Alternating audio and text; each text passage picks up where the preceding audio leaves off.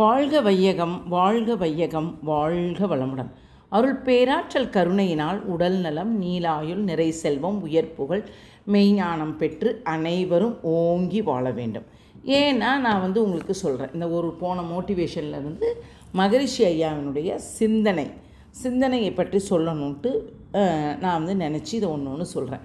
Motivation சும்மா ஒவ்வொன்றுக்கும் ஒவ்வொரு கதையாக சொல்லிகிட்டு இருக்கிறப்ப சிந்தனை, அதாவது நம்ம சிந்தனைன்று ஒன்று யோசித்தாதான் இதுக்கு என்ன தீர்வு செய்யணும்னு நம்ம யோசித்தாதான் நமக்கு எல்லாமே ஒரு நல்லதாக கிடைக்கும்.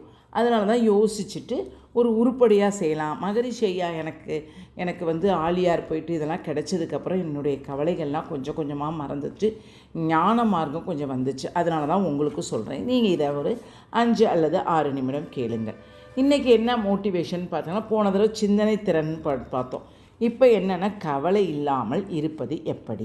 என்னென்னா, திறமையின்மை, அச்சம் இரண்டும் கவலைகளை பெருக்கும் மனநிலையாகும். என்னென்னு பார்த்தோன்னா, மனசில் விழிப்பு நிலை, பிறழ்ந்த மயக்க நிலையும், இயற்கையின் ஒழுங்கமைப்பை அறியாமையும், எளிதில் தீர்வு காணத்தக்க கூர்மை அறிவை வளர்க்கும் சிந்தனை பயிற்சியின்மையும் திறமையின்மை ஆகும்.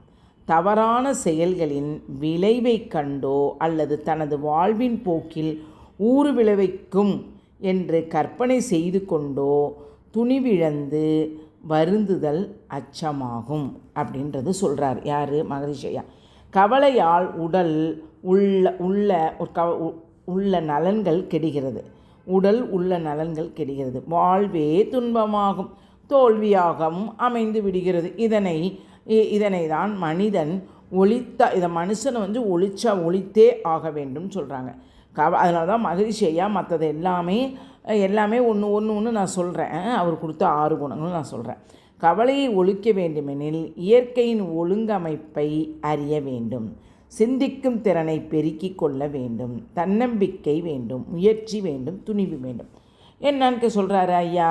அதாவது என்னென்னா, எப்போதும் நம்ம இயற்கை விதிகளை உணர்ந்து கொண்டுட்டு, சமுதாய ஒழுங்கை புரிஞ்சு கொண்டுட்டு, வீட்டில் என்னென்னலாம் நம்ம கடமையை செய்யணுன்றதை புரிஞ்சுக்கிட்டு, எல்லாத்தையும் மதித்து வாழ்ந்துக்கிட்டு இருந்தோம்னா, ஏதோ நல்ல ஒரு சிந்தனையோடு வாழ்ந்தோம்னா, நமக்கு கவலைகள் வந்தால் கூட அது சட்டுன்னு போயிடும். அதெல்லாம் நாங்கள் கண்ட உண்மை. அதாவது தோற்றுவித்து கொள்ளாத தகைமை கிடைக்கிறது. எதுக்குமே நம்ம தோல்வின்றதே வராது. சிக்கல் இல்லாமல் போகவே துன்பமும் இல்லை, சிக்கல் இல்லாமல் போகவே துன்பமும் இல்லை, கவலையும் இல்லை என்றாகிய வாழ்வு ஒரு இன்ப சோலையாக மாறிவிடும். இதுக்கு ஒரு கதை என்னன்னு பார்த்தீங்கன்னா, இந்த கவலையை சொல்லிட்டேன். அதில் நிறைய மகரிஷி ஐயாவோடதெல்லாம் ரொம்ப ஜென்யூவலாக நல்லாயிருக்கும். அது நமக்கு சில சமயம் அது புரியாது. அது கதையோடு சொன்னோன்னா உங்களுக்கு புரியும்.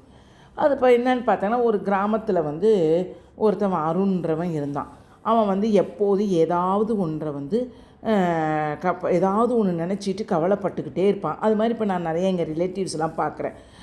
நாளைக்கு நான் மழை பெய்யாவிட்டால் நான் என்ன செய்வேன், எப்படி என் வியாபாரம் நடக்கும், நாளைக்கு அடுத்த வாரம் இப்படி இல்லைனா எப்படி ஆகும், வேலையில் ஏதாவது தவறு நடந்துட்டால் என்ன ஆகும், எனக்கு உடல் குன்றிட்டா என்ன ஆகும். ஆனால் இப்போ உள்ள பசங்க எல்லாமே இப்படி தான் இருப்பான். எங்களுக்கெல்லாம் நாளையை பற்றியே நாங்கள்லாம் அறியாத பருவத்தில் இருந்ததுனால நாளையை பற்றி நினச்சதே கிடையாது. அப்படி ஒன்று இருக்குன்னு கூட தெரியாது.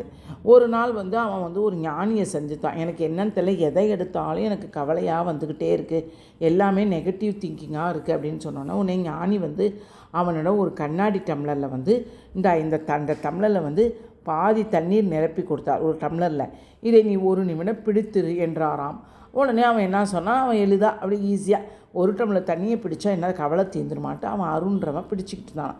இப்போது 1 மணி நேரம், இப்போ நமக்கே யோசிச்சு பாருங்கள், செல்ஃபோன் இப்படி பேசிக்கிட்டே இருப்போம். ஒரு 10 நிமிஷம், 1/4 மணி நேரம், அரை மணி நேரம். இப்போ நானும் ஸ்லோகம் படிச்சுட்டு இப்படி பிடிச்சிட்டே இருப்பேன். கொஞ்ச நேரத்தில் பார்த்தா அந்த விரலெல்லாம் வலிக்கும், இந்த கையில் மாற்றிப்போம். அதே மாதிரி அவன் கை வலிச்சுது. அவன் சொல்கிறான், 1 டம்ளர் தண்ணி தானே, அதுக்கே உனக்கு ஏன் கை வலிக்க தொடங்குது அப்படின்னு ஞானி கேட்டாராம். எப்போதும் நீ ஃபஸ்ட்டு வைக்கிறப்ப ஏன் கை வலிக்கலை, அதே தண்ணி எடை தான். இப்போவும் நீ அரை மணி நேரத்துக்கு வரலாம், அதே தண்ணி தான், எக்ஸ்ட்ரா ஏதாவது ஊற்றுனமா இல்லை அப்படின்னு சொல்கிறாராம். உடனே சொல்கிறாராம் ஞானி சொல்கிறாராம், கவலையும் அதுபோல் தான். ஒரு பிரச்சனையை தீர்க்கும் அளவுக்கு சிந்திப்பது நல்லது. ஆனால் அதையே மனதில் பிடித்து கொண்டு இருந்தால் அந்த கவலையே நம்மை சோர்வடைய செய்யும். கவலையை சுமப்பதை விட தீர்வை நோக்கி செயல்பட வேண்டும். இதுதான் நான் என் பசங்களுக்கெல்லாம் சொல்லுவேம்மா. அதான் சொல்லும்போது அதுங்களுக்கு சொல்லும், நாளைக்கு ஏம்மா இந்த வலி இப்படி இருக்கே, இன்னும் எதிர்காலத்தில் எப்படி இருக்கும் அப்படின்னு கேட்பாங்க.